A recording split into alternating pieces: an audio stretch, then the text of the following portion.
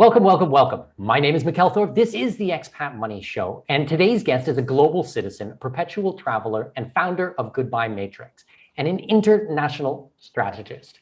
He teaches his clients the best options for business structuring and to optimize an international life. He focuses on legal strategies for tax optimization and how you can quickly grow a fortune and how to live free while doing it. He travels to dozens of countries every year and researched the best options around the globe and writes about them on his blog. Please welcome to the show, Sergio von Facchin. Sergio, how are you, my friend? I'm fine. Thank you so much. How are you? Very well. I'm really excited to have you here. So just kind of a background for everyone before we jumped in. While I was traveling through Costa Rica, a mutual friend of ours introduced us and we hit it off very well. And we drank lots of wine together and talked expat lifestyle and digital nomadism, perpetual travelism, everything like this for days on end. So I'm super excited to get Sergio on the show to kind of share his knowledge and experience. But Sergio, why don't you take a minute before we get going and kind of explain a little bit about your backstory? How did you get into this type of lifestyle? Yeah, thanks, Miguel, that I'm here now today and that you give me a chance to be on your podcast. How I came to be a perpetual traveler. The funny thing is, I started with something completely different. I'm from Germany originally. And I learned how to make wine. So I'm a winemaker, but I not only learn it as a profession, I was also studying it. And during my studying time, I make like a dual studying, could say. So I was studying and also make practical things. And during my practical time, I had to visit different wineries around the world. So I went to Stellenbosch in South Africa, in Tokai wine region, in Hungary, or Lake Neusiedl in Austria. Also in Germany, I worked at a lot of wineries. So during the time when I was working on these wineries and I traveled around, especially when I went to South Africa, I just felt that I don't want to live anymore in Germany. So I don't really feel connected to the people there, to the culture, to the system, to the tax system. It makes, everything is very hard there if you want to be an entrepreneur and if you want to build up something. There's a lot of red tape and taxation, all these things, And I just decided, okay, I want to step out of this system. So I want to leave Germany. I want to live as an expat. And, but my first plan was that I can work as a winemaker on different wineries, for example, New Zealand or Australia, earn there some money, because they have high salaries usually in these fields. And then after that, I can just live, for example, and spend my money, what I earned a few months during the harvest, for example, in Southeast Asia. So a little bit like arbitrage or geo-arbitrage. And that was my original idea. But when I opted out of Germany completely, so I deregistered myself, my residency and everything. So the only thing I have until now is there are, I think, 2 bank accounts in Germany. Everything else I really cut off completely. So I have no residency there, nothing. Sure, I have my German passport, but this is something different. So I don't give up my citizenship because I'm just getting a non-resident of Germany. So then I was facing some problems, I was like a digital nomad in the beginning and I wanted to earn some money because I had some savings. I starting my blog and start to writing about my new life and what I'm doing. And then I found out, okay, so maybe I should do it a little bit more in a legal way. So where can I now open a bank account? Where can I open a company? Is it possible without having a residency, or do I need a paper residency, and so on and so on. So everything happened back then in, I think, 2016. And I started researching all these things, started my first company, for example, in the US as an US LLC. And that was my first company I registered. I was writing about that in my blog. I started opening bank accounts in Georgia and all these different things. I was just figuring out where I can live as a tourist, as a perpetual tourist, legally. So I lived a long time also in the Philippines, for example, because there you can stay for 3 years, up to 3 years, just as with a tourist visa. You always extend and pay a little bit for that. But I lived most time of the year before pandemic in Southeast Asia, in Thailand, Malaysia, Philippines, and also in Georgia, to the border to Asia and Europe, right? And now I'm in Costa Rica because of a pandemic. It's one of the countries where I feel more free. But this is my background, how I came to that, what I'm doing right now. And I was just writing about it. And one day the people came to me and said, hey, Sergio, I want to do the same. I need help with that. can you help me? Can you give me advice? So I figured out, there's maybe a market and not so many people doing that, especially in Germany. And so I just started focusing on that, and it worked out, and I getting more and more insight deep into this topic, and more people came to me. The network expanded and getting bigger. Mm-hmm. And right now I can very easily live from that. And I'm very happy. We have at the moment a lot of work to do, because a lot of people really want to escape because of the current situation around the globe, and they just search for more freedom. That's for sure. I mean, it's so funny. I mean, I was a workaholic before and was doing this nonstop, but now I actually feel like CNN does my marketing for me. I mean, it's like they're out there, you know, promoting my services. Not really, I'm kind of being tongue in cheek, but come on. I mean, everybody understands how important the work that you and I do now. And, you know, I'd say we're both probably pretty popular guys. But you mentioned something while you were talking about it that I think is really, really important, is doing things in a legal manner. I mean, there's lots of people out there who are digital nomads, and that's great. I mean, I totally encourage that type of behavior, and I think it's a step in the right direction.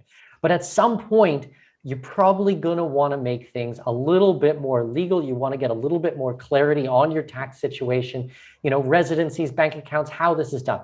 If you're making 20 grand a year and you're just in a country for a couple of weeks or a couple of months each place, that's one thing. But for the people who are making a more substantial income, want to be doing it for a longer period of time. This is not a gap year. I mean, they want to do this for extended periods of time. I mean, putting things in place that are legal and doing it in a structured way, I think is absolutely the right way to do it. So today, what I want to discuss with you, Sergio, is kind of some of your insights from the places that you've worked in. Like you mentioned Philippines and Georgia and things like this. Mm-hmm. But I also want to have a conversation with you about like, what is open right now? What are the countries that people are going to? What are the programs? You know, we met and hung out in Costa Rica. You're still in Costa Rica. I'm in Brazil right now. So we're going to have a bit of a back and forth on that. So it should be a fun conversation today, I would say. Okay. Yeah, I mean, at the moment, it's hard to say for sure, because it's constantly changing. So maybe what is right now up to date in this moment when we're recording this call, maybe in 2 months or in 1 month, it's not anymore the case, right? So that's why I want to also encourage you as a viewer, if you listen to that here right now, just make your own research and look if it's still the same like we are talking right now. Yeah, absolutely. And I'll add to that very, very quickly. Nothing we'll be discussing today will be individual tax, legal, or financial advice, but you guys know that already because I have to do this, preface it all the time. So go out there, do your research, but this should be a good starting point on kind of opening your eyes to some of the locations around the world. And I'm going to try to talk about some of the places that we don't talk about every day in the newsletter at expatmoneyshow.com or in our group at expatmoneyforum.com. So hopefully some new places. But so where do you want to start off? Do you want to start off with Asia and kind of work our way east and kind of finish where we are actually located today? Yeah. Yeah, I mean, at the moment, you know, in Asia, it's relatively hard to enter Southeast Asia. There's most countries are still closed. As I know, we helped a lot of clients to get into Thailand, but there's, of course, you need to make quarantine and all these things. So it's not that easy, but it's possible if you want to really live there or go there, for example, with a Thai elite visa, start with 600,000 Thai baht to invest in that, and then you get for 5 years a visa. That's a possibility at the moment, and then you can just stay there the first 5 years. In Thailand can also extend that if you invest more in the future. Then I think Cambodia is relatively easy to open. I'm not sure at the moment how it is exactly how to enter, but before it was you have to make a deposit, I think of $3,000 or something like that, and then you was able to enter. But most countries are usually closed at the moment, and it's very hard to enter Southeast Asia. So Southeast Asia, I think it's not so much we can talk about. Maybe you have a country what you want to cover there. Well, I mean, Thailand, I think, is one of my favorite countries in the world. I've been there a dozen times myself. I don't even know how many times. I mean, when we left the Middle East, we looked at the elite visa. And honestly, for my money, it's not a great program because you're not actually, okay, you get the residency, but there's nothing that's permanent about it. Now, if you compare it to somewhere like Panama, where I did get, and I think you have your Panama permanent residency as well, it's good for life. I mean, so you pay the $5,000 or whatever it costs you, and now you have it for the rest of your life. And that can actually lead to citizenship. In Thailand, you have to renew it. So you mentioned the program, which is 5 years, but they actually have a 20-year program as well. Yes. But imagine living there for 20 years and you're not entitled to citizenship. Well, first of all, they don't do dual citizenship, so you would have to renounce even if you could get it. But for me, I like to do things that are a little bit more permanent basis, even if I'm going to keep it just in my back pocket. But maybe talk to us if you have any insights on the Malaysia program, because my second home is kind of a little bit better, not a whole heck of a lot better, but it's a little bit better. Yeah, I mean, it's suspended, I think, at the moment since COVID. Maybe COVID, they will reactivate it in the past. And yeah, I mean, with MM2H, you will get a social visit pass, I think, for 10 years, was it? And you have to prove some amount of money in foreign bank accounts, and then also you have to deposit some money in a Malaysian bank account. I don't know right now the I think it was like numbers. 120,000 if you were under 50, and it was like 84,000 or 87,000 if you were over the age of 50. It was something like this. Yeah. Yes, exactly. They look for your age. So one thing what most don't know about that is Sarawak. And in Sarawak, you get if you are over 50 years old, you can get there the MM2H, and then you're entitled to live in all Malaysia. And with the other one, I think West Malaysia is it, the other part, you are not allowed to stay, for example, or live in Sarawak with that, with the MN2H. But you get there, you have to prove less money when you make the Sarawak MM2H. So you can look for that in the internet, and it's like a trick if you're over 50 years old to get it more easy, the MM2H. Okay, interesting.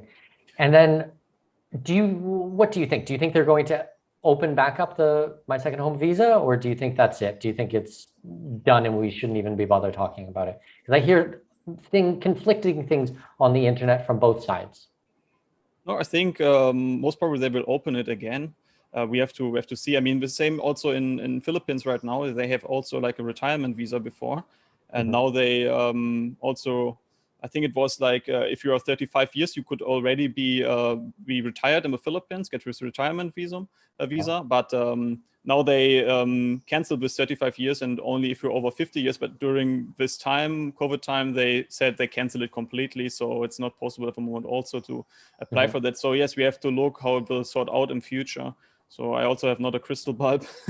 I hope that they will reintroduce it or reactivate it, because it was a good option to stay in Southeast Asia and get a long-term, let's say, social visit pass. But it's like what were the details from that one? Because I never worked in the Philippines. I mean, I've been to the Philippines multiple times, but I've never helped any clients with it. It's not been the most popular place.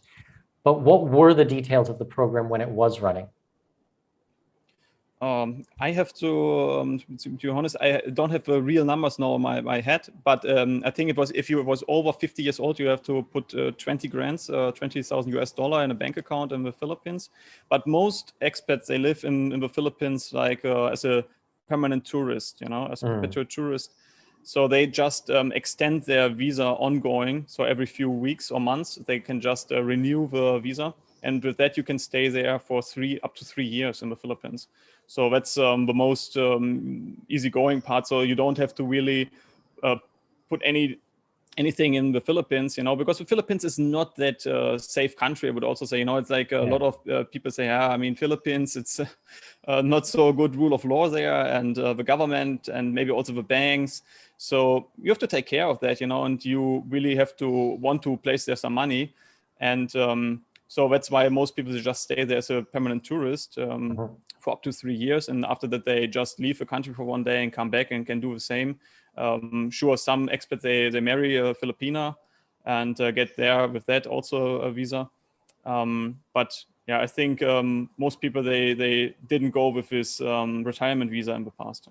I remember a story from many years ago. I used to do martial arts at very high level, like long time ago. And I remember I was training with a guy, and he was from the Philippines, and we were getting changed one time, and he had a huge scar across his chest. And we were like, oh my God, what was that? Like a shark or something? And he told me, no, he started flirting with some girl in the Philippines, and her boyfriend saw and hacked him in the stomach with a machete, and they had to rush him to the hospital stuff. And I was like, oh my God. Like it was brutal. This horrendous scar, like right across the stomach. But yeah, that, I mean, I love the Philippines, amazing people, like super, super incredible people, but it's probably not the safest country in the world, especially, compared to some of the neighboring countries. Like if you go into Singapore and stuff like that, is a completely different story. Safest place in the world, well, one of the safest places in the world.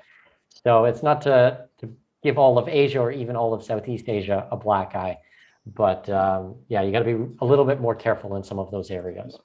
I mean, I lived there for over 2 years, I think, or something like that, or nearly 2 years in the Philippines. I never had any problems. So if you're in the provinces, so I lived in Palawan, and I never had any problems with the local people. Usually they really like foreigners, and they also show you big respect. Sure, you should not start fighting with them or annoy them or something like that, right? And you have to always use common sense, especially when you're in the big cities like Manila or Cebu. You have to take care that you don't go to certain areas there, because it's like slums, you could say. And yes, there's more crime for sure. And yeah, there's more crime, but I think usually I really never had any problems in the Philippines. I always felt very safe. But yes, it can, you can get there in some trouble for sure. But it can happen in so many countries, especially when you're in South America. There's also a lot of countries that a lot of high crime rate, Well, I'd say as a general rule, most places in the world are quite safe that expats and digital nomads want to live anyways. I mean, that's just good advice for life. Don't be going out getting drunk at 2 o'clock in the morning and lipping off to people like it's just Yes. dumb. I mean, I've been traveling for 21 years straight. The only problem I ever had was in the south of France. I got not chased, I got followed by a few French punks. I dipped into a McDonald's and I hung out at McDonald's for 2 hours until they got bored and left. They never touched me. They never stole anything from me, but I definitely got a bad vibe from them. And that was in France, like proper Western Europe, but traveled all through Africa, South America, Asia, Middle East, all through these places. I've never had any other problem in 21 years. But you do hear certain stories come up in certain countries you have to be a little bit more mindful of. So maybe just be a little bit more on your guard. Same with Malaysia. I've heard things, I've never had any problems in Malaysia. I've been there 20 times, something like that. And I've never had a problem. But I had friends who'd lived there full time. There was always stuff in the news. There was targeting the Chinese. My ex was Chinese. Well, my wife is Chinese, but my ex was also Chinese. And she had a lot of problems there, and her family's had problems. So you have to just be ear to the ground and a little bit mindful, I think, with any of this stuff. Yes. No, it's like always like that. I mean, in every country, something can happen to you. So even in the most developed countries, sure, there's countries like Singapore, there it's really safe. They have very crazy rules. If somebody do something, you really have hard punishments. So most people don't really do then something. They really think 10 times if they should steal or rob you. So and also the people are usually rich there in Singapore. So I mean, this is maybe one of the most safest country of the world, but same also in Georgia. We can also talk about that later on, I think, because Georgia, I never had any problem. And for me, Georgia felt so safe. It's like one of the countries where I would say it's one of the safest countries of the world where I've been so far. Amazing. Well, I want to dig into depth on Georgia, but anywhere in kind of the Southeast Asia region that you think that people should keep an eye on, or any place that you're kind of helping clients to do their residency or structuring or anything in that area? Well, it's for sure. Singapore can be interesting for precious metals. So if you just want to store precious metals in Singapore, Singapore is a very safe jurisdiction for that. And I'm also invested in a company there. And I hold myself a precious metals, gold and silver in Singapore with Silver Bullion. That's the name of the company. Gregor Gregerson, episode 49, I'm going to take a guess, something like that. He's an awesome guy. I've been out to visit the vault a couple times and gone out for dinner with him. Very, very smart guy. So big shout out to everybody at Silver Bullion. Yes. Oh, they are also our business partners, and I also know Gregor in person, and I also have been there to their vault, and now they're expanding. They bought a new own house there, big building, to place their own vault and everything. So they are really expanding, and this is a very good company. And so I think for that is Singapore very interesting. It can be also interesting for a company setup. Residency is more difficult already since it grows so much in the last 50 years. I mean, basically it went from a third world country to a first world country. The beginning was more easy to open their bank account and also to get the residency. Right now it's very hard to open a bank account or get the residency there.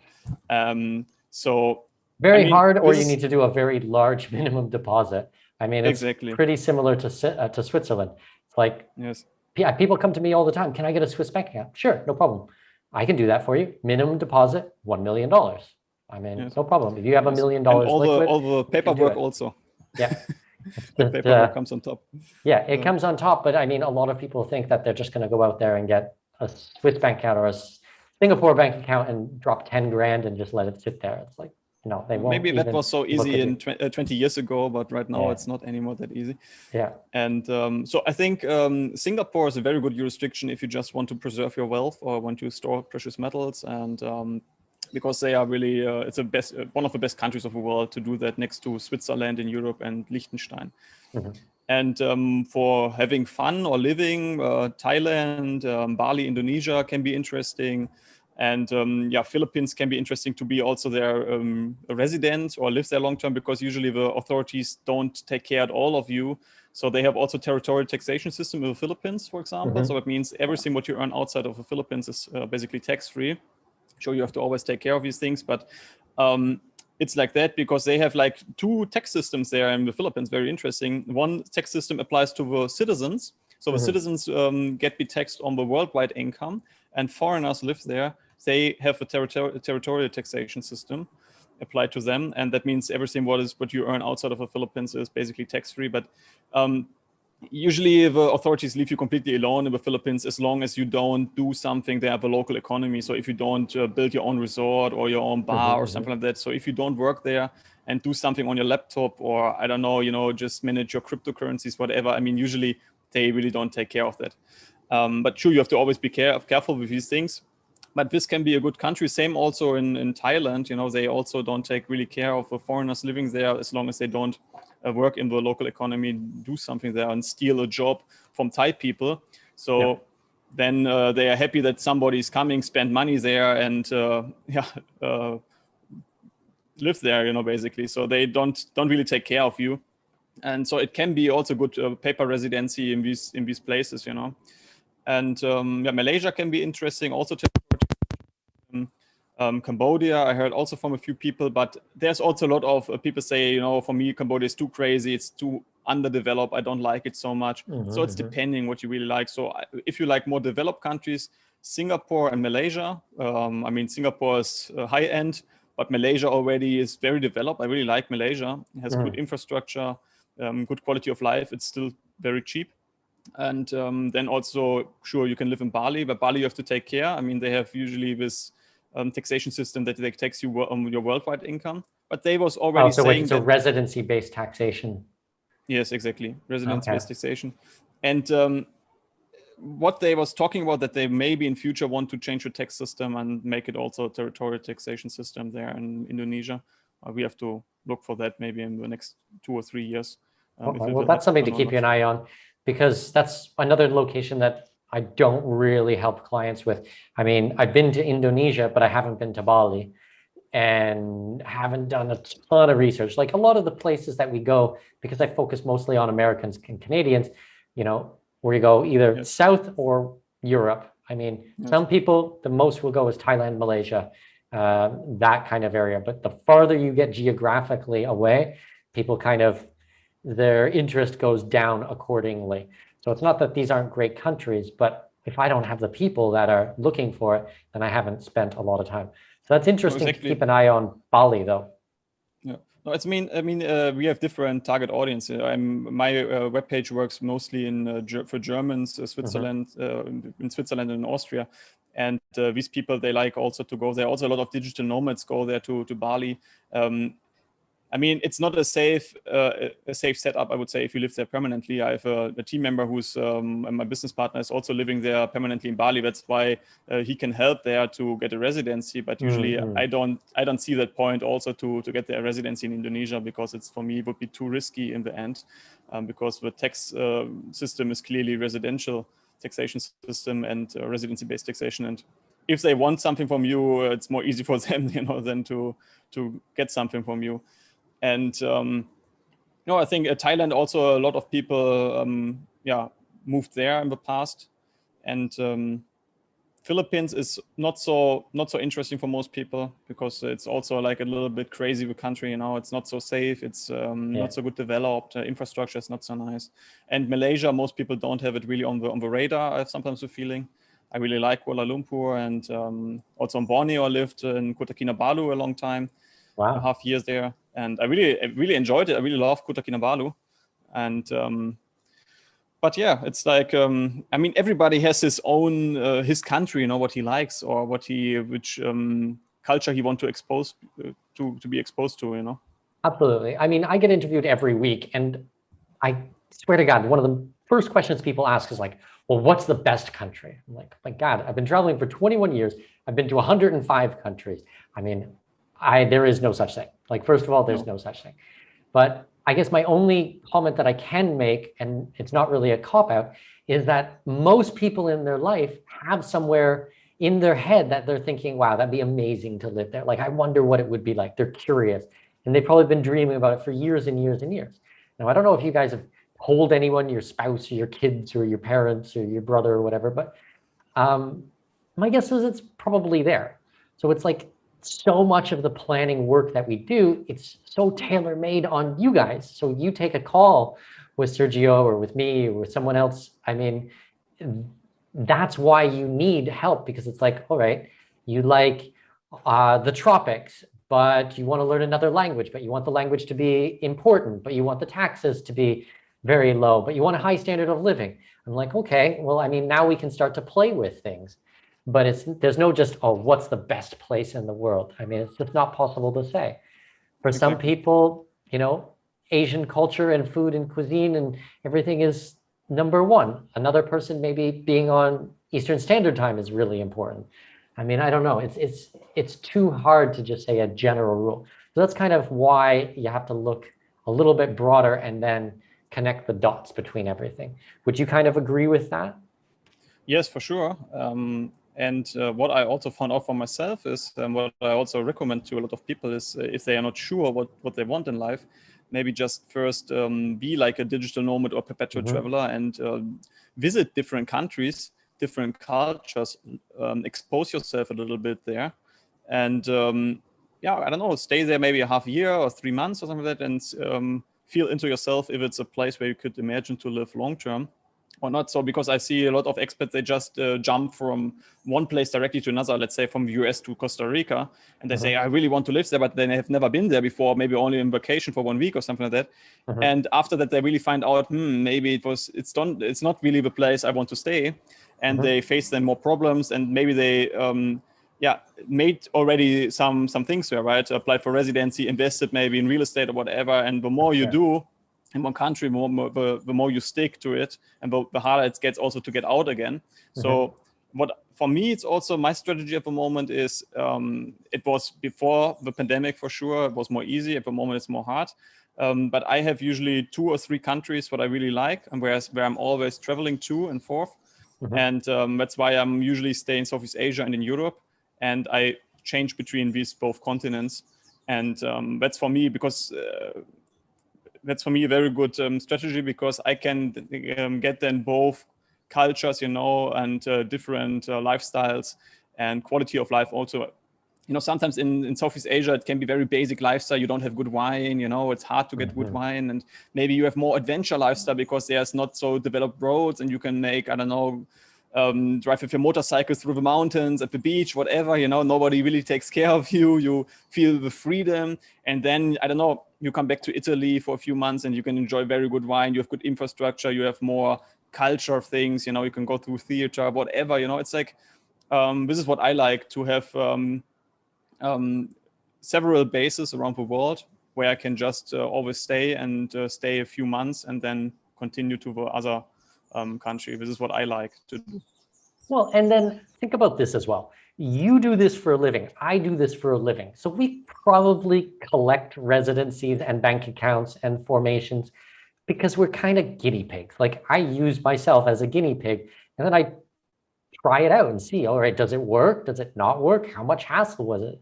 I mean, it's one thing to just read about things online, but I find there's so many people online who are talking about things who've never done it themselves. And for me, this is like really weird. I mean, I live this life. You legitimately live this life.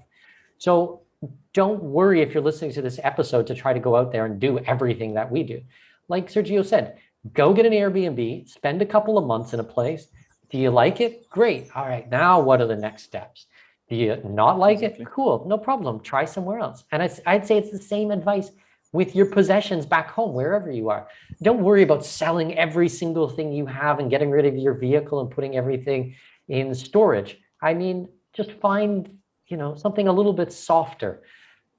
Get a friend to look after the place, or sublet it, or short-term rental it on Airbnb, or get your neighbor to come over and watch your plants and just keep the place open. Go to Costa Rica for a month, for 2 months. Very different for a couple of months opposed to 4 days at a resort or something like that. So don't feel like you guys have to go all in. I mean, you're going to build skills and you're going to learn things about yourself on what works for you, what fits for you, right? Exactly. That's very important that you say that don't go all in, because it's the same also for investment. Don't go all in. It's a lot of risk, and you don't have to be constantly in Costa Rica, for example. I mean, maybe the most beautiful months are in Costa Rica, maybe January, February, March, and you can really enjoy it here. Then soon the rain season will start, and maybe it's better to just go to Europe then, and enjoy spring there, or whatever. So you can have different things in your life. You don't have to restrict yourself 100% only this. And I think this is a very important point you said. Yeah. Right now, Panama is super, super, super hot. But where am I? I'm in Brazil. I'm in the south of Brazil on a little island. And I've got my jumper on. I have to wear a sweater every day because it's cool. All right, it's not Canada cold where I'm from, but it's quite fresh here. And actually, it's nice for me for a change. And it's not that I don't believe in Panama, or it's not that I don't like Panama. I love Panama. I kept my house there. I kept everything there. But at the moment, I'm doing something a little bit different. So we're 4 months in Brazil, just doing a little bit of arbitrage on the climate as well. Brazil is open. Well, Panama's open, but Brazil's open. Costa Rica's open. We'll talk about some more about this. But let's bring things back, but let's move a little bit geographically. So we talked kind of about the hotspots in Southeast Asia, but what about in Eastern Europe? You mentioned Georgia. Estonia is on a lot of people's radar. Montenegro comes up in conversations. What's your experience in Eastern Europe for kind of our type of lifestyle? Yeah. So Estonia, I haven't been yet, and Montenegro also not, so I cannot talk about that. I always wanted to visit Montenegro. I will do that in future for sure. At the moment, I cannot talk about that, unfortunately. But Georgia, I have my flat also in Georgia. I have part of our team is in Georgia, or assistants. And we help also to remotely open bank accounts there and get residency in these things. So Georgia is a very interesting country out of my perspective. Most people don't have it on the radar at all. And it's a post-Soviet country. And at the moment, sure, they are really struggling because of the pandemic, and they're looking for every cent, or the government is looking for every cent they can get, or eventually get. So maybe if some of our clients in the past set up their company, we hear already from a few clients that they have that the IRS is coming, or the revenue service, and checking if everything is good, and so on and so on. So it's not that nice, but Georgia, to be, after the Soviet Union collapsed, there was really a nasty civil war, and it was completely crazy there. A lot of crime and a lot of corruption. And after that, the government changed with Saakashvili, and he really cleaned up everything. So he really confiscated all the wealth of all these corrupt people, of corrupt politicians, corrupt police officers, and so on and so on. And he really set up an effective system there for the government. For example, what is interesting when you visit Georgia, you will see that all the police stations and also the government facilities or buildings, they are completely usually with glass. So they are complete. You can look always inside, and they do that or they made it in the past to say, we should see what you're doing inside, so there will be no corruption anymore. So this is like why they did that. And my wife, she's from Russia, but she's also a Georgian citizen. So I met my wife in Georgia and Tbilisi. And so she told me a lot of stories also about this country. I mean, it's a very poor country. The people are very poor. They don't have a big income. So it's not a nice country to work yourself physically in. But I mean, you can have very low cost of living, and the quality of life is very high. So they have excellent wine. I mean, in Georgia, they say the history, when you study the history of wine, they say wine was first time made in Georgia, or wine is coming from Georgia, right? So you have really excellent red and white wines there in this country, very cheap. You have very good restaurants in the capital city, and you can really sit in the restaurant, and in one of the best restaurants. For example, I love Stamba Cafe. It's in the middle of Tbilisi, and it's really upper class. It's very nice, very good food, so amazingly tasty, and you pay usually 15, I don't know, maybe $20 for the meal, and then you can buy a whole bottle of wine, one of the best bottle of wine, for $10 or for $20 a bottle, you know, and then you can just sit there in the restaurant and enjoy. So this is like very low cost of living, and you have a high quality of life. It's very safe, and it's very effective there, everything. So I have always the story, because my wife, she's Georgian citizen and Russian citizen, and she has a child, and from a child, the passport expired, you know, both. So she had to renew the Georgian passport and the Russian passport, you know. And in Russia, it was so crazy to get the extension during the pandemic now of there, or get a new passport, you know, for a son.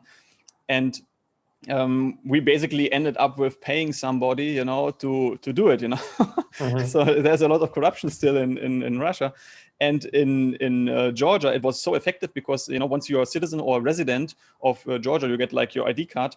You can make online Zoom calls with notaries, like you also know maybe from the US, but it's not like say it's normal in Europe. It's not normal in Europe. You know, when you're in Germany, also everything you have to be in person there. You cannot make something online. Maybe in a few years it will be possible, but it's so ineffective, everything, and they really don't use the new technology. In Georgia, you just make an appointment with a notary. You show your ID or that you have your passport from Georgia. They will just make the contract, read it with you. You will just sign it online, you know, and they will just notarize it.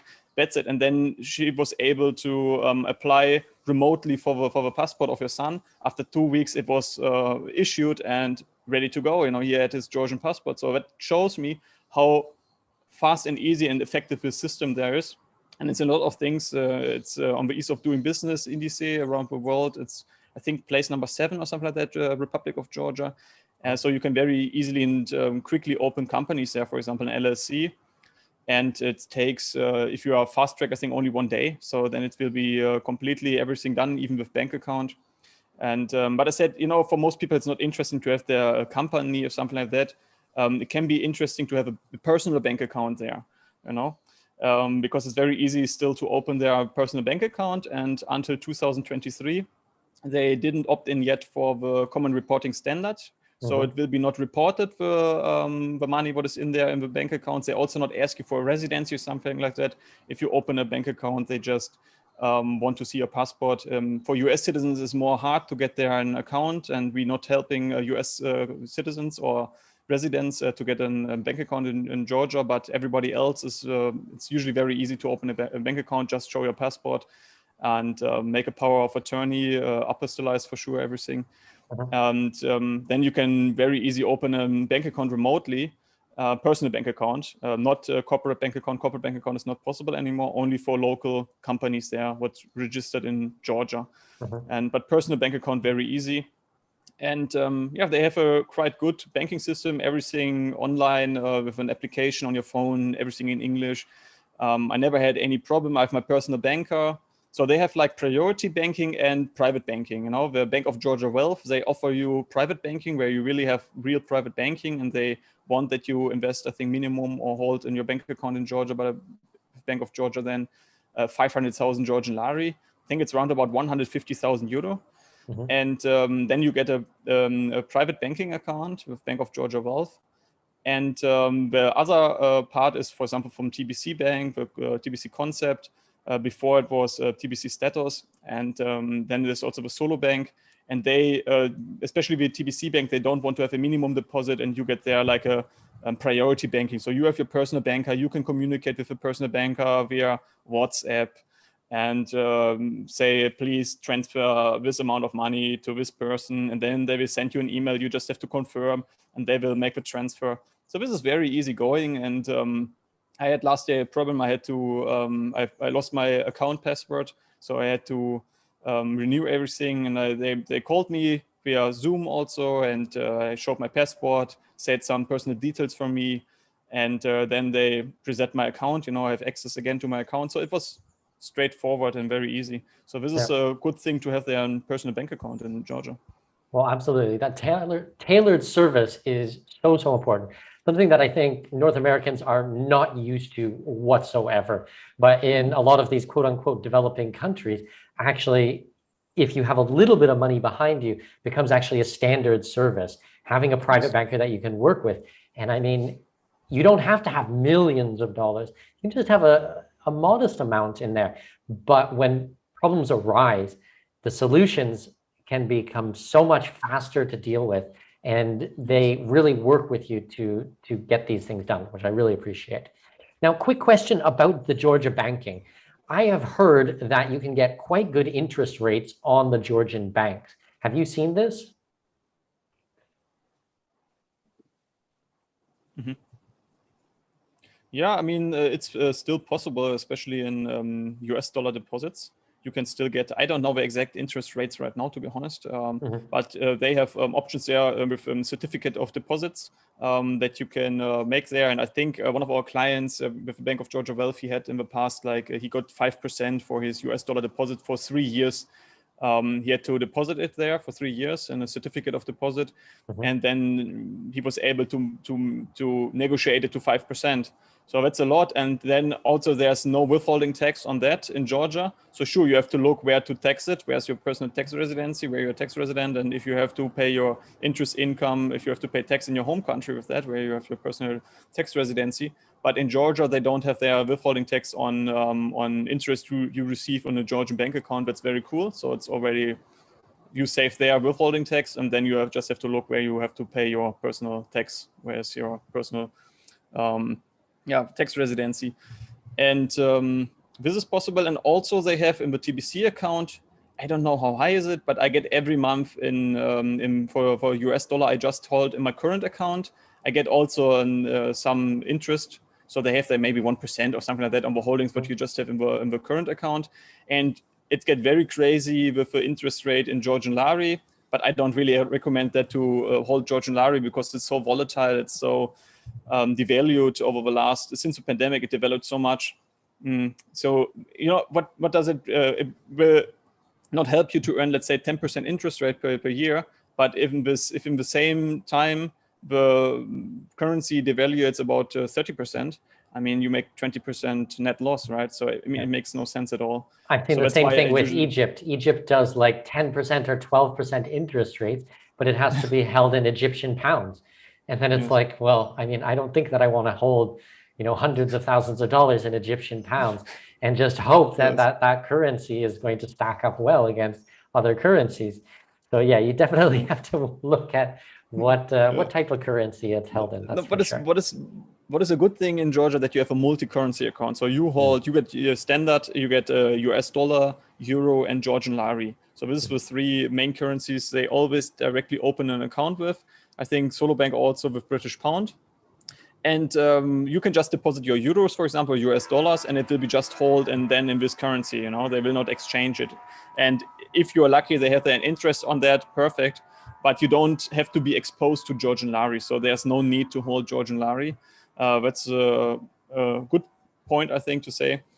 And then there's for sure other countries like Turkey. It's also relatively easy to open there an account. once you have a tax number in Turkey, everybody can apply online a tax number, you know, even if you don't live there, to open a bank account in Turkey. But I mean, this jurisdiction is not that stable. They still pay you a lot of interest also in US dollar. But I mean, maybe tomorrow the whole bank's getting bankrupt there, and the Turkish lira also collapsed completely, you know.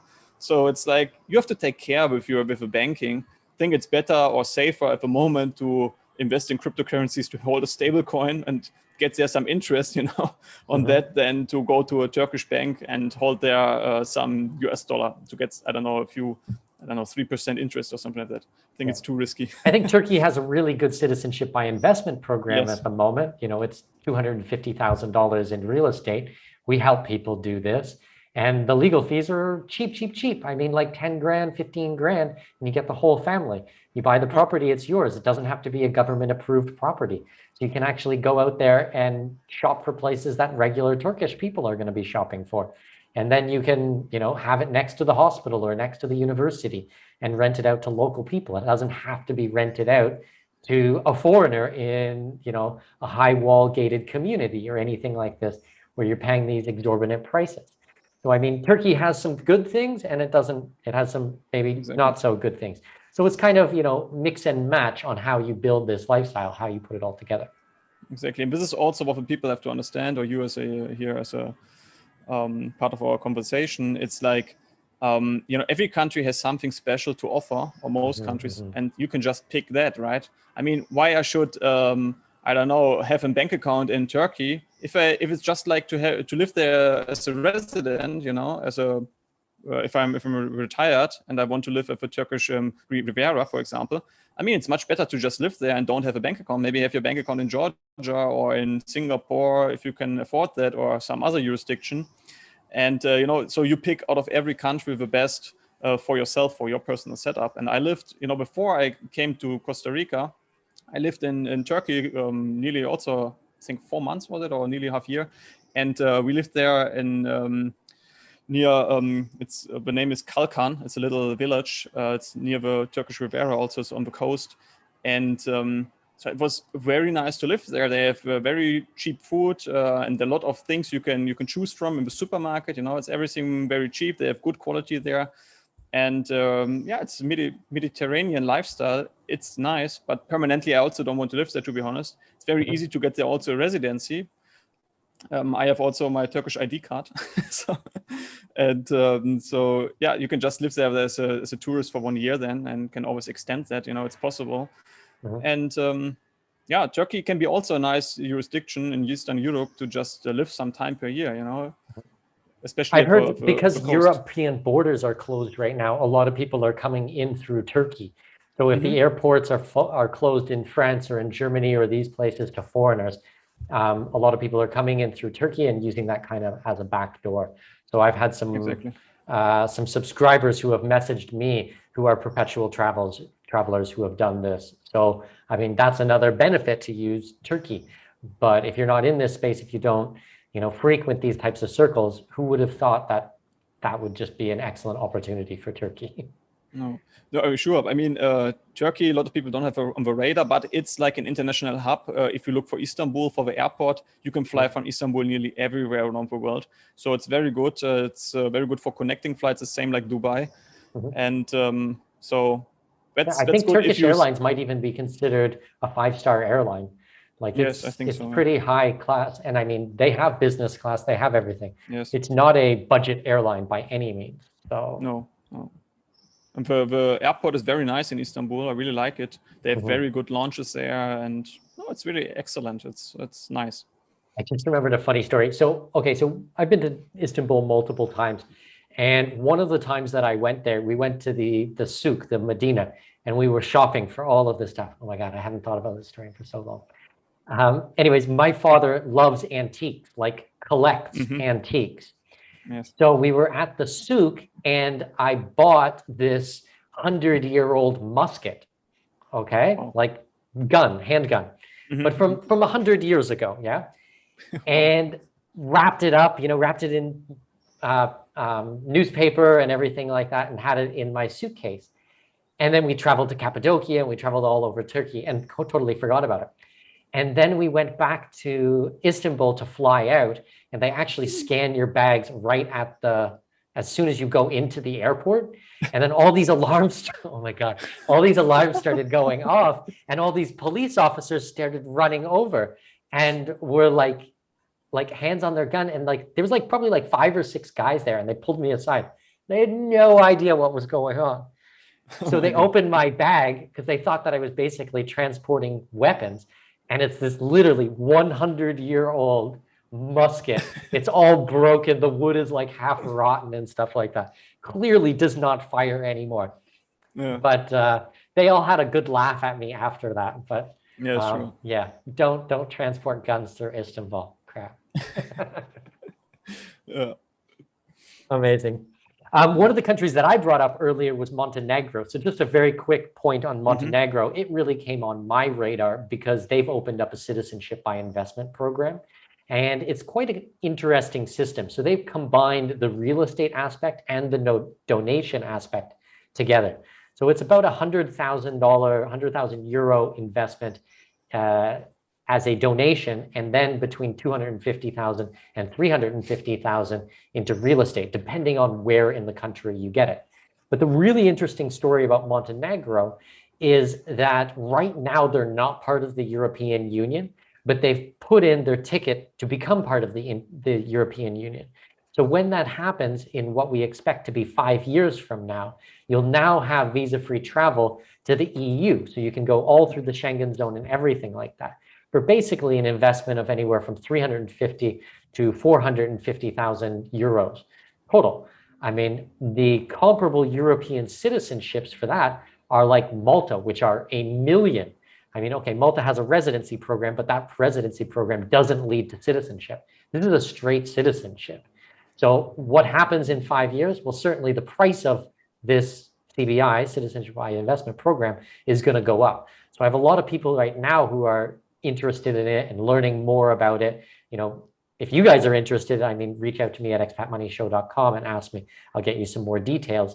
But that's a pretty interesting program to keep an eye on as well. So what are some other countries in Eastern Europe from your side that you have seen that people should keep an eye on, or maybe has something special about them?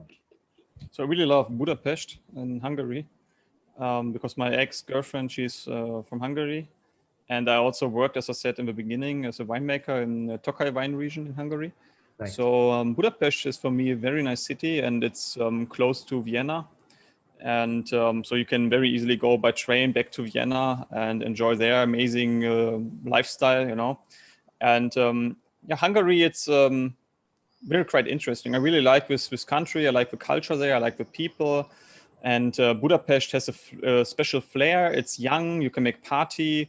And so I really like to, 1 time per year, usually go to Budapest. Once I visit Vienna, I usually go also to Budapest and fly them from there to Georgia. It was in the past my route. First go to Vienna, then to Budapest, and from Budapest then fly to Georgia. And no, it's a nice country. I really enjoy it, and also relatively safe, or it's safe there. I never had any problems in Hungary, and it's not too expensive. It's okay. It's I mean, Budapest is, from the accommodation, more expensive already, but usually your cost of living in Hungary are quite low. So compared to Vienna, for example. I've heard some people do some structuring for the business out of Hungary, and that there's supposed to be certain tax advantages. Have you worked through that at all with anyone? So we was looking for that in the past. I mean, Hungary has the lowest corporate tax rate in Europe, I think, with 9%. So it can be interesting once you live, for example, in Austria, you're a resident there, a tax resident, you will just open up a company, KFT, so KFT is the name. It's like something like an LLC and so then they just set up an office in Hungary, for example, in Sopron. It's near, close to the border, and then they can always travel from Vienna every day to the office, work from there, that they have legal structuring there, that everything is there. And then they can just enjoy this low corporate tax rate of 9% of Hungary. That's a possibility if you're living in Austria. That can be an option. Amazing, amazing. So let's move geographically again. Let's go to the Americas. Let's go to Latin America. You're in Costa Rica right now. Can you talk to us a little bit about the residency programs there? I know you've done a lot of research on it and are probably going through it yourself at the moment. Yes, exactly. So before COVID, I never really had Costa Rica on my radar. And then I stayed, first we was in Philippines, we stuck there. After that, we escaped the Philippines because they are completely crazy of all these measurements and rules about COVID. So we really don't want to continue that. Then we went to Turkey once they was open. There was a time then, I think in the summer, then you can just enter without a test and everything. So we was just flying from Manila to Istanbul. Then we stayed there in Istanbul, also applied for short-term residency, as I told you already, that we can just stay legally there a long time, because we were thinking maybe this is now the place where we can just escape for some time. Yeah. And then also Turkey got crazy after a few months. So we just said, okay, we really also don't want to have that again in our life, because we had already crazy lockdown and rules in Philippines. And it was really very bad for us to have this lifestyle there during that time. And then we just looked up some options. And then there's, at the moment, for sure, it's very easy to enter Tanzania, Mexico, and Costa Rica without test, without quarantine. And Tanzania was very hard for us to get there, stay there long term. So we didn't saw any possibility to get a legal residency or something like that, or to stay long term as a tourist.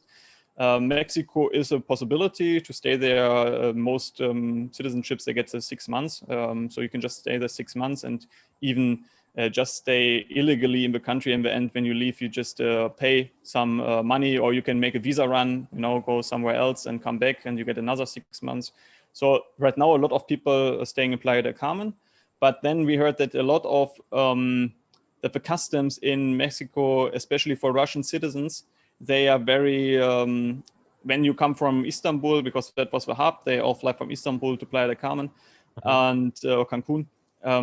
Usually they tend to pick out some Russians and they just deny enter the country. So we said, okay, if it's a little bit too risky for us, we don't want that, because we have a little son of my wife with us and we don't want to get there any problems. And then we found out about Costa Rica, and they said, okay, let's go to Costa Rica. So we booked our flight, came here. So we just got a 90-day visa on arrival here. So we can stay as a tourist for 90 days. But during that time, we already applied with a lawyer here in San Jose for residency, for the Rentista residency is the name. And Rentista, though, they have different types of residency programs depending how old you are, how much net worth you have. If you want to, for example, invest here in the local economy, if you want to own real estate, you can do that, right? You can buy for 200,000 real estate, and then you get also an investment visa here. Or this Rentista visa is just that you have to prove 60,000 US dollar in a bank account around the world. It doesn't have to be necessarily in Costa Rica. But the problem is that the immigration want to get a special paper from you, from the bank, that will certify that you have this money in the account locked up for 2 years, and that you will get every month 2,500 US dollar from this money to your Costa Rican personal bank account. So that will be transferred every month. So after 24 months, after 2 years, it's 60,000 US dollar then, if you transfer every month $2,500. And this paper of immigration is so bad written that nearly no bank want to sign that, And that's why we was talking, because I have very strong ties to Bank of Georgia Wealth in Georgia. And I said, we really need that paper. Can you sign that? And then it was like, yeah, we do it in the beginning. And then I said, they go more deep into that, go to the, but there's some point we cannot write like that. We want to add like this, And then I said, when you add something or if you change something, they will not accept it here, of immigration. So we are not allowed to change that. I mean, you know me already a long time. And so, maybe you can just certify that and just undersign it, sign it, because we just need it, in the end for immigration. But yeah, they said, no, we cannot do that. So then it's very hard to find a bank. If you have a very strong ties to your bank and they know you for a long time and you're a long-time client, maybe they will write or give you this paper. But most banks are really picky with that and they don't want it. So then that reminds me so much of Costa Rica getting in on the insurance. I mean, I have $1 million insurance, platinum level coverage with my international insurance. I spend a lot of money on it. And it wasn't accepted in Costa Rica. I had to go out there and get separate insurance because they needed one line in there that if I got sick from COVID, that the insurance would pay for my hotel, my stay there. And I'm like, and they only needed $50,000 worth of coverage on the medical side. I'm like, I am very well to do. I have $1 million of coverage on top of that. I can afford to put myself up if my flight gets delayed by a week because I'm sick or something like that from COVID. And it was just like, it was so silly. But I swear they do these weird, quirky little things. They say that, oh, you can use any insurance. They say that you can use any bank, but they don't really mean it. They've kind of disqualified all other ones so that you have to use their program. So bizarre. Yes, it's completely crazy. We have the same. So because when you use a local insurance here, it's crazy expensive, you know. I mean, there's no point to pay that, you know. I think every day $10 or something like that, and per person. And if you let's say you are a three-head family, and you know, I don't know, you have to pay this amount of money for 3 months because you want to stay here 3 months. It's crazy, you know. It's so expensive. So we found a solution. So everybody who wants to come to Costa Rica, we use the insurance called Seven Corners. And Seven Corners, they also insure non-US citizens or non-US residents. That was for us the most important because you can use an outside insurance outside of Costa Rica, but they have to certify with special things that they pay, I don't know, for your accommodation or something like that once you get COVID or whatever. And they even insure non-US residents, and they write it. They give you a special letter where it's written, you know, that they will cover, I don't know, so much for your accommodation if you get ill, blah blah blah, and you can put a high deductible on that up to $5,000. Yeah, that's what I did on mine. Yes. So if there's a very high deductible, I don't know, in the end we paid for us as a family for 3 months. Under $200, I think $150. I don't have a real number again, but in my mind, but it was pretty cheap.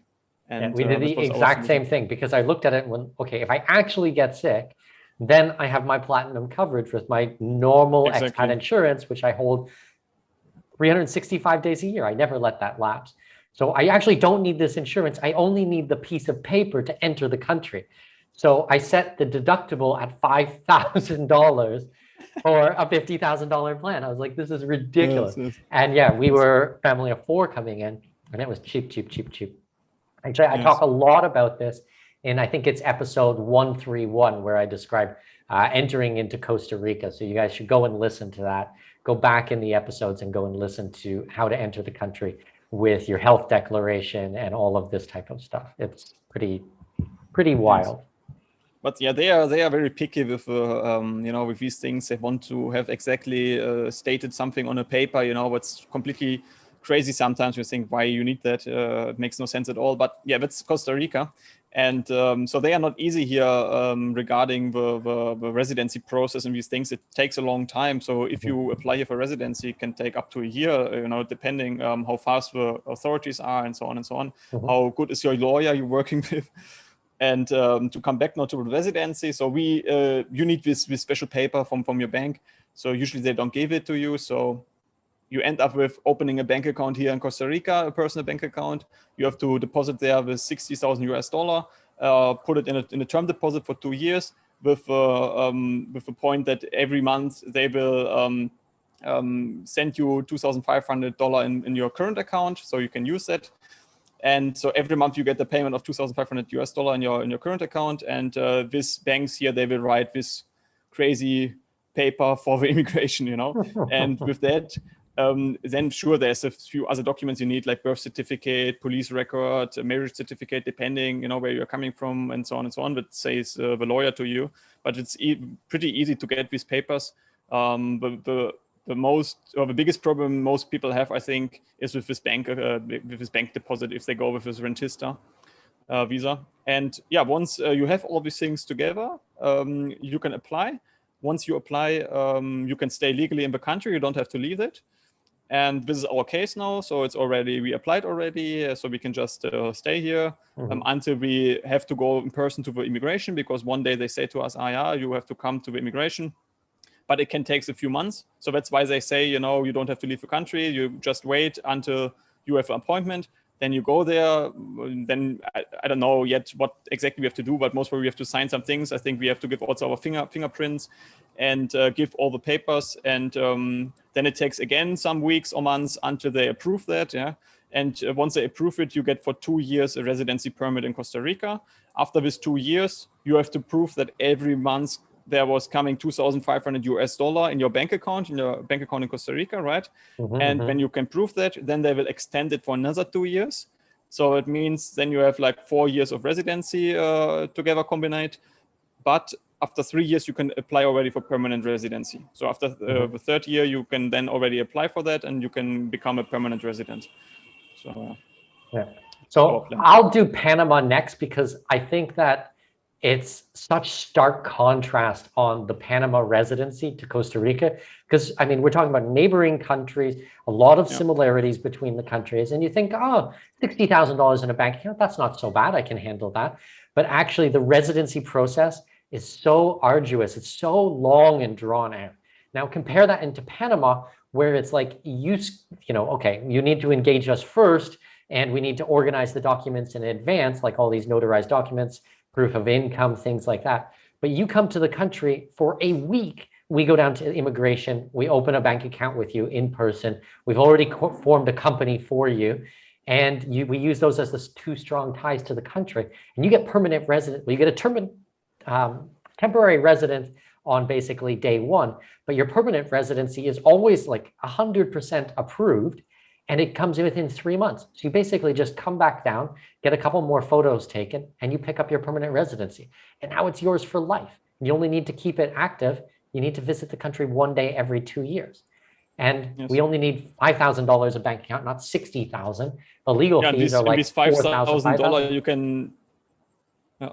And with 5,000, you can just take it out of a bank directly, right? After you get this paper and pay the lawyer with that. So. Yeah, exactly. I mean, that's hilarious. I mean, you don't need to do this, 2 years and have this paid out in this certain amount. And you can live in the country full time, and it's territorial tax system. And it's so beautiful. Yes. So it's like, we help people with Costa Rica, but that's if you want Costa Rica, if it's specifically Costa Rica. If you're just looking for another visa to have or a residency, I mean, let's do Panama. It's easy peasy. It's much more easy. Yeah, exactly. If you just need a paper residency or something like that, it's much better to have the Panamanian residency. And also it's more tax friendly, to be honest, because there's very clear, once your client is outside of a country, that means it's foreign income. So Panama really is clear about that.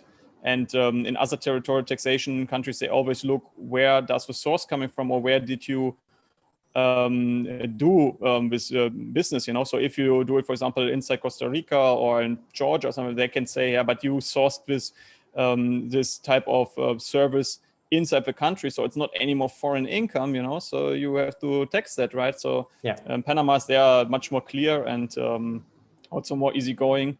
So it was also our plan to go to Panama. At the moment, we just wait until everything relaxed, because I know in Panama there was one of the strongest lockdowns of the world. So that's why we decided now with Costa Rica. And, to be honest, I totally agree with you. I would not do that again, to be honest, here in Costa Rica. And it was not on my radar to do that, to be honest. It's just because COVID came up, this pandemic, all this craziness. I need just now a safe place for my family, that we can just, with our little son, stay here safe, and he don't have to make all these crazy rules or follow all these things. Because I think it's, for the kids, it's much more harder than us. I mean, we just say, okay, maybe test me and do that or whatever, maybe go to quarantine, but explain a 5-year-old child, we have to now stay here in a little room for 2 weeks. We have to be, I don't know, sometimes in some countries you have to be 3 times be tested or something like that during the time. Even, when you're in Thailand, I think they test you 2 times during the quarantine process. And it's crazy, and then you cannot do anything. And I think for little kids, it's much more difficult, all these things, than for us who we are adults, and we can maybe, I don't know, can get over that. Anyway, I'm not a fan of all these rules and things. Yeah.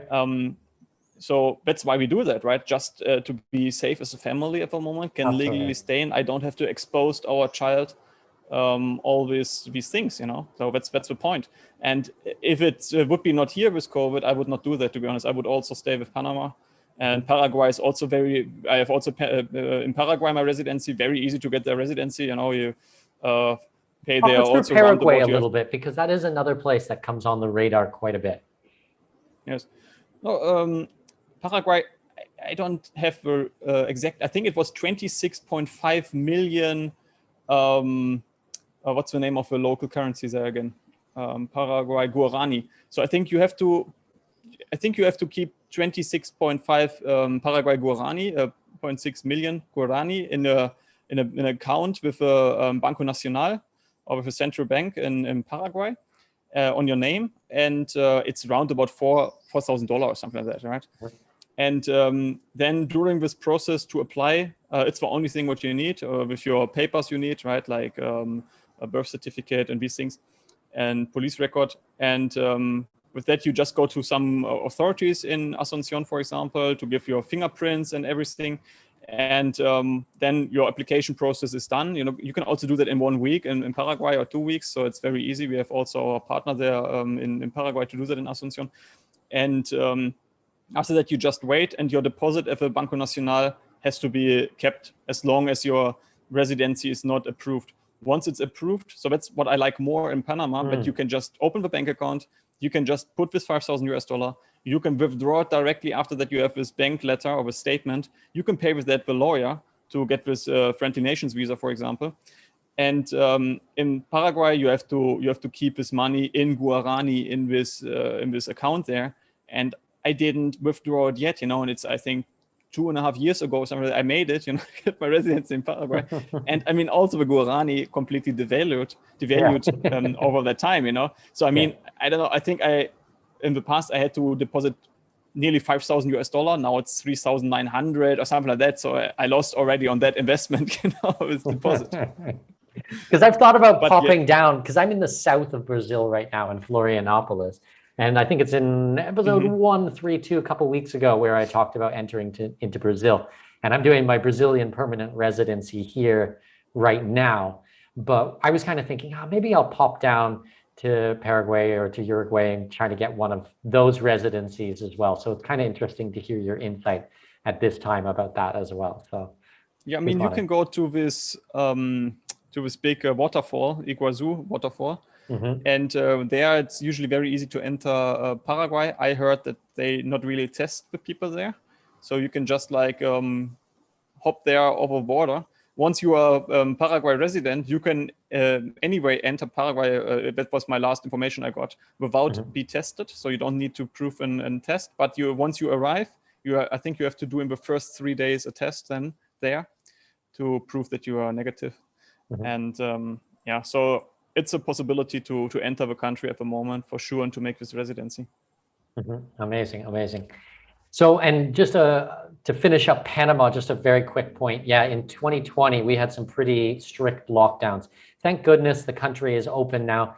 Basically, if you want the full explanation, go listen to those 2 episodes I mentioned before, one on Costa Rica and one on Brazil, the solo episodes I did last week. I talk about exiting Panama and re-entering Panama. But very quickly, you just do a rapid test at the airport. It's $50. It takes about 30 minutes. It's pretty easy. But otherwise, the country is open at the moment. Thank goodness. Hopefully no more lockdowns ever again.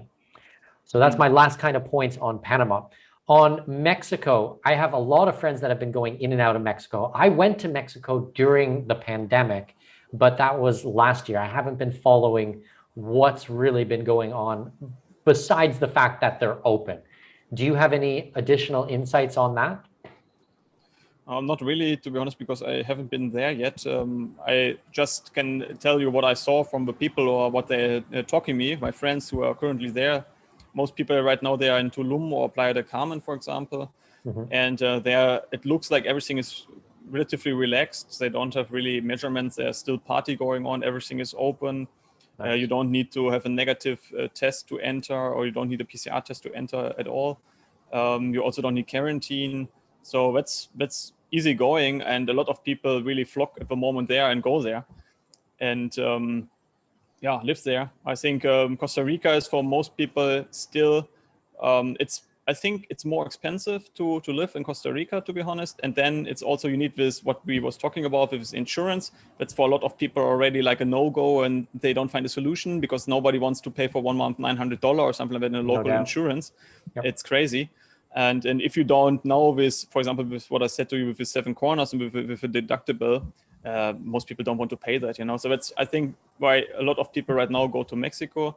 You can stay there depending what nationality you are, but a lot of nationalities, they get 6 months visas there, so you can stay there basically half a year. After that, you can go to another country, like Guatemala, or can fly to Costa Rica, right, or whatever, where you want to go and make a visa run. And then come back if the rules still the same, right? So we don't know what will be in future. That's a big problem. Exactly. Well, just to kind of wrap up, I mean, the main countries that I know that are open at the moment are Mexico, that we just said. Brazil is certainly open. I'm in Brazil today. It is wide open. You're in Costa Rica. It's wide open. You mentioned Tanzania earlier. I think that they were quite open. I had a couple of friends who were traveling through Tanzania, and they said it was basically like they just denied that coronavirus even existed. But I heard that there's been some mysterious death of the president there, and now everything is changing very quickly. I'm no conspiracy theorist, but it does seem a little bit bizarre that it was one of the most open countries in the world. They said that COVID doesn't exist, and then suddenly he just drops dead or disappears just out of nowhere. So that's a little bit bizarre. Yes. But I have friends who are traveling. It's a very strange story, and I saw the same what you are saying right now, and we have to see how will Tanzania developing now. I mean, it would be very obvious, if they just from one day to another now make a lockdown and restrict everything, just because the presidency changed. It's like, yeah.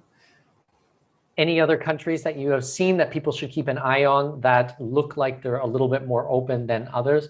Sweden was always on people's radar, but I think that that's kind of changed on foreigners' access to the country. I heard that. Yes, I mean, it's. No, sorry, you can just, I will tell after that. Yeah, and then I heard that there was a couple of other places, Bulgaria, I think it was, that was a little bit open as well. But those are the only places out of 193 countries that I've heard that, are accepting tourists, that don't have strict lockdowns, that you're able to come and go without rigorous testing or quarantines. But yeah, any other input from you, other countries that people should pay attention to? Yes, so these countries we was already mentioned, I think these are the most easygoing countries at the moment and most liberal and open countries during that time.